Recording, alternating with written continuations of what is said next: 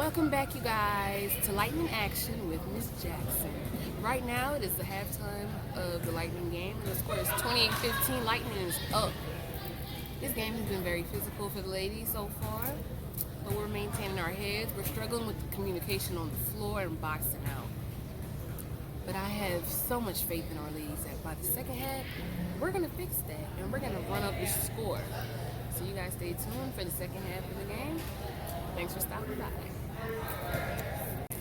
Reporting with us in Lightning Action with Miss Jackson is the other Miss Jackson, Coach Jackson. She's kind of new to our coaching staff. I have hired her based on her prior experience with basketball. But before halftime's over, she'll get back to the bench. I just want to ask you, what do you think is keeping the girls in tune right now? Why do you think we're in the lead? What do you think is their strength right now in this game? Honestly, I think their defense right now is just doing doing it for them. They're really aggressive. I think that, Heather out there being offensive minded, I think the girls just need to be confident in their shots. And right now, she's leading the forefront of being offensively, charged with sim. And, Halftime player of the game, Heather. But I think that once the rest of the girls, get their flow and get their shots falling, they're going to be joining right along with her.